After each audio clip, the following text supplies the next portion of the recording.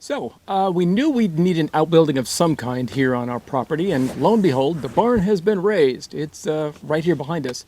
So today we thought we'd just kind of go through what our thought process was for what brought us to today, and then what's coming up next with this whole project.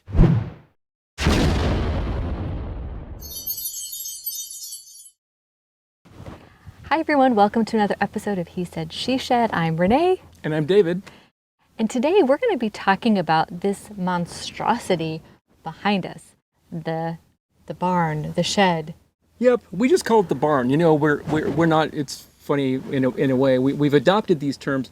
We are city folk for the most part, okay? Yeah. So this is like our place to store stuff for the most part.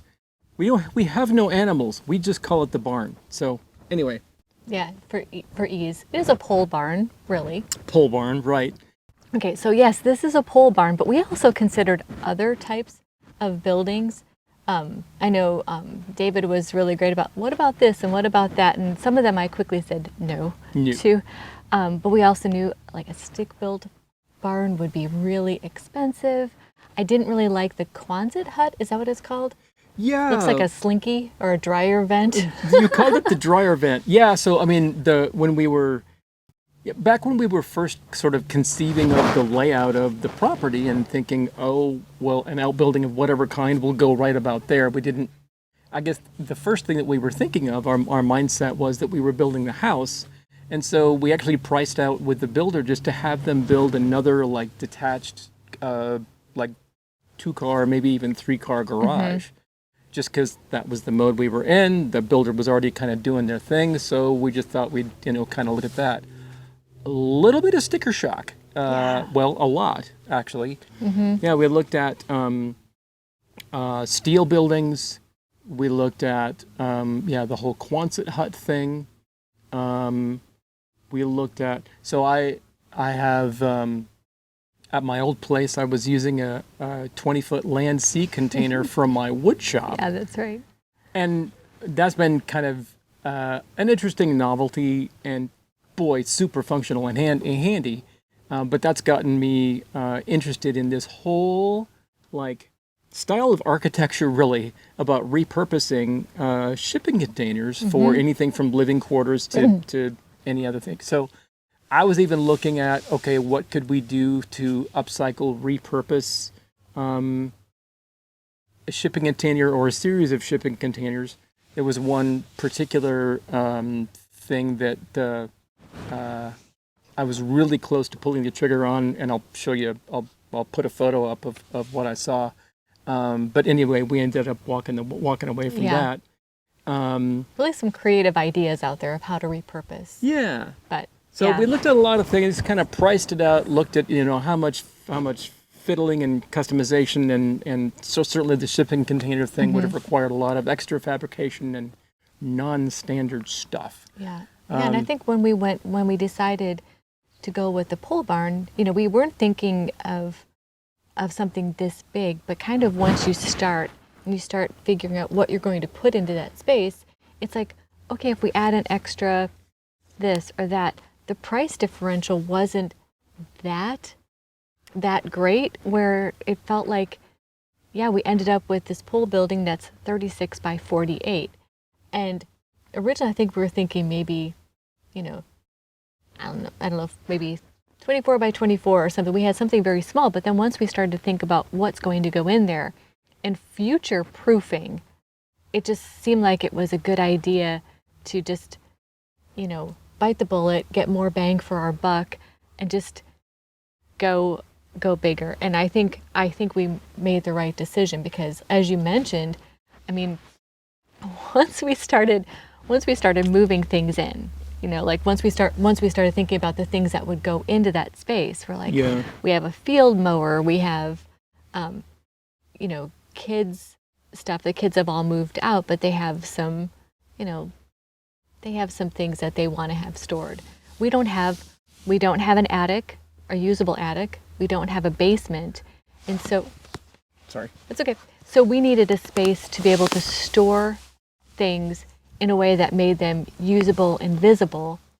And so we knew we wanted to have a sizable loft for storage, and be able to see things without feeling like we were piling things on top of each other. Yeah. So just taking it from the top for the purposes that we wanted it to serve. Number one was, okay, we for whatever reason in this part of the country, they don't generally build houses with basements. We grew up in the Midwest, so once we moved out here, we both kind of looked around and went, why? Why is that a thing? But basements generally aren't a thing. We don't necessarily have usable attic storage space either. Right. So that's one of the things that ideally an outbuilding would serve, is that we just have just that sort of general storage space. That's thing one. But when we got to sort of buying into the notion that we could go big, and as you mentioned, the other thing was like so we've got all this land, right? So we knew we'd end up with some, I'll just say, property caretaking equipment. Yeah, a couple of different kinds of mowers and a quad, and we've got this little utility trailer that we want to pull behind the quad. Well, to have all of those things clogging up the garage and like barely any room to get around vehicles, that was the other motivation, I think. Yeah, is to decongest the garage and not just have that area just completely gridlocked. Right. So that was the other thing. But then when we started planning and sketching and playing with layout, once we kind of locked and loaded on this whole other layer. It sure did. What's your phrase? Give a mouse a cookie? Yeah, give a mouse a cookie. Yeah, because I think about it. Because then we had this idea of, what if we had these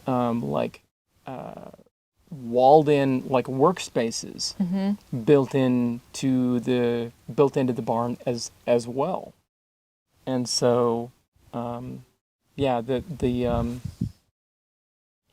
it grew. But I think too, when we were thinking about building, creating this outbuilding, we always knew we wanted a place for storage and a wood shop for David. We always knew that his old shipping container would become my potting shed. But as we started to design this, initially, I know we talked about like my space. We had not really even thought about an additional space for me, because it just was, it just wasn't part of the original design. But once we decided to go with a 36 by 48 space, well, David realized he didn't need, he could contain everything within a 24 by 24. Yeah, so I'll show you. I'll go ahead and put up the, part of our planning process, I ended up messing around with this 3D modeling software. So I'll put that up on the screen now. This software is super cool. I think it cost me like under $30.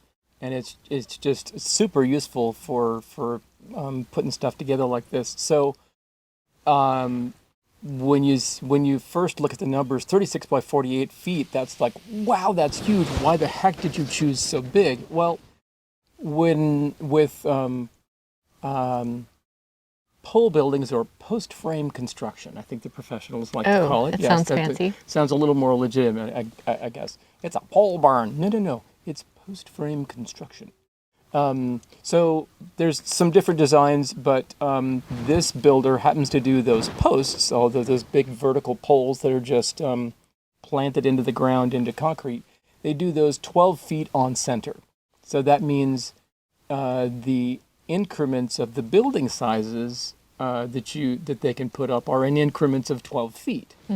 So obviously 12 by 12, okay, you're going to buy a little ready-made shed on skids and drop that somewhere if that's all you need.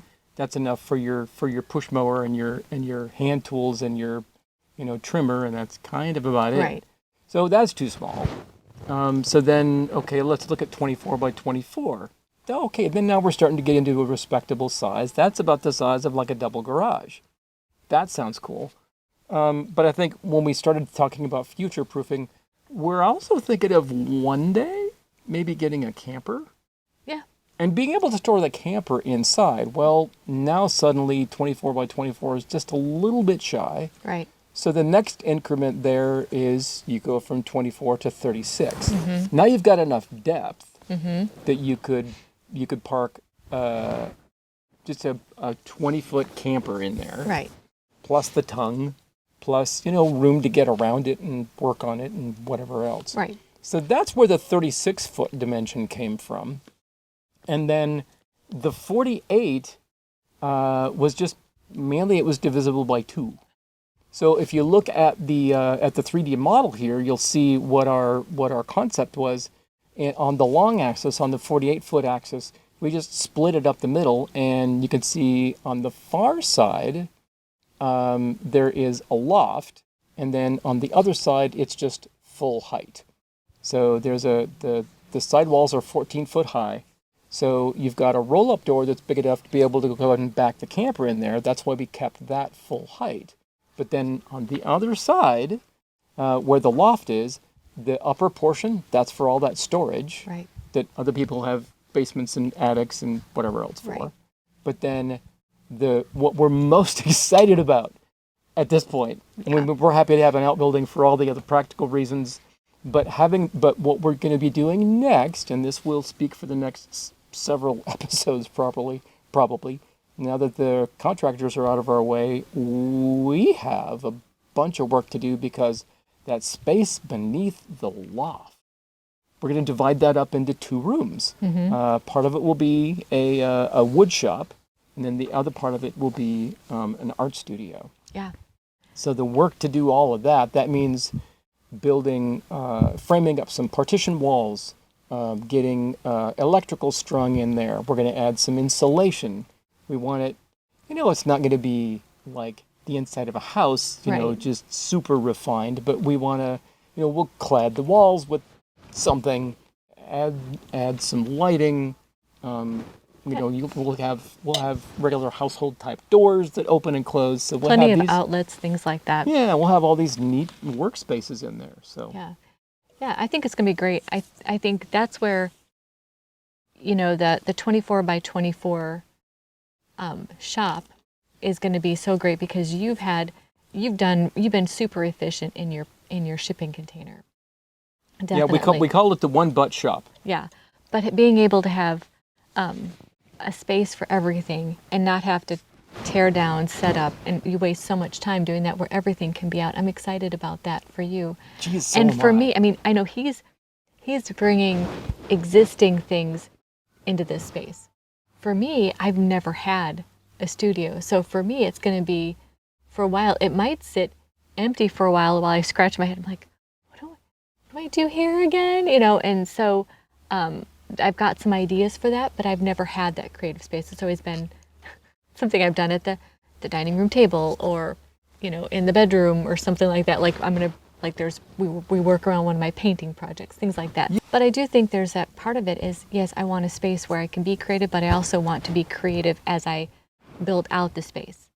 So what kind of, shelves, what kind of furniture, how am I going to outfit the space? I want that to be creative as well. Yeah. So the finishes and things like that, I want it to be an inviting space that's inspiring, that makes me feel creative just walking into the space. And I know that's a lot to ask for a barn, but I think that's going to be a lot of fun.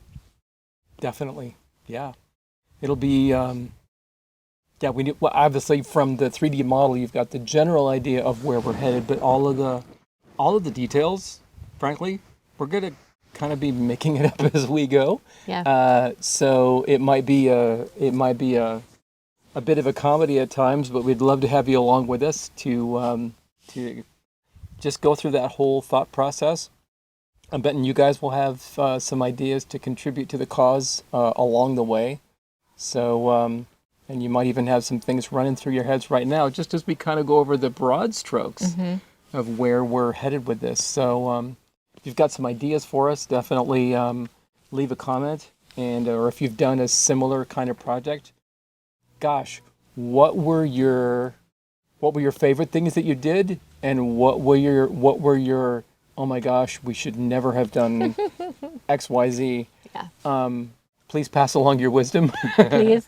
Because I think we both have desk jobs, right? Right. So to have the opportunity to have a project like this where We get to do something tactile, right? We get to work with our hands, I have We used the get to, like, creative side of our brain. make stuff, build stuff. It's gonna be, I think it's gonna be fun to do the project itself and build out that space. But once it's all done, and your art studio is like there, what are you most excited about? What types of projects are you just itching to invest yourself Invest myself in. Well, I mean, I love repurposing things, repurposing furniture, and I think even some of that's going to come into play as I build out my space. in? You know, but yeah, finding those pieces at estate sales that I can turn into something else. I'm looking forward to. I mean, the girls and I like to do craft projects, Yeah. and so having a space where we can set things up and make things messy. I'm looking forward to having people over to do some projects that maybe they don't have the space to do it. So I want to share the space. This isn't just about me flipping things. I have a 12 by 24 foot space. Lots of room to share. And I plan on, like, yeah, come on over and we're going to do these things together. I have a lot of friends who do not have a crafty space. And so Yeah. let's come over and we're just going to do a pour and pour, have some wine, pour some paint, and Yeah. just have some fun. That's what I'm Nice. looking forward to, making it a social space that I can share. And then as the grandkids get older, having a space where they can come and have a little fun, not worry about making things messy. Right. And They can make a mess and we kind of don't care. yeah, Yeah. exactly. Yeah, that's a good point. Yeah. That'll be neat. It will be neat. I'm kind of looking forward to that. But Mhm. like David was saying, I mean, we have our day-to-day jobs were, can be kind of stressful too. I don't want the things that I do out here to be stressful or create these hard deadlines. We have to have this done by this date or whatever, because Yeah. we push so hard Yeah. that will steal some of the joy. So I want to enjoy the journey. yeah, I don't want to feel like Right. we have to rush to get it done, because yeah, I think there's so much that we want to do. I just want to enjoy the process. Mm-hmm. Yeah. Mm-hmm. Totally agree. Yeah, so here's the final shot, kind of the beauty shot of the barn, as we affectionately call it. And we're excited about all the things we get to do in it once it's complete. But as I said, we want to be able to enjoy the process. And so we want you to come along with us as we build things out, and even once we are finished. But we'd love to have your input, some ideas, things that maybe you've done in your space, or what you've dreamed about doing in your space. So we hope this inspires you, but we also know that you will inspire us as we go along too. So stay tuned, as there's more to come for sure. Endless list of things that we can do. Mm-hmm. So until next time, see you later. Thanks for joining us on He Said, She Said.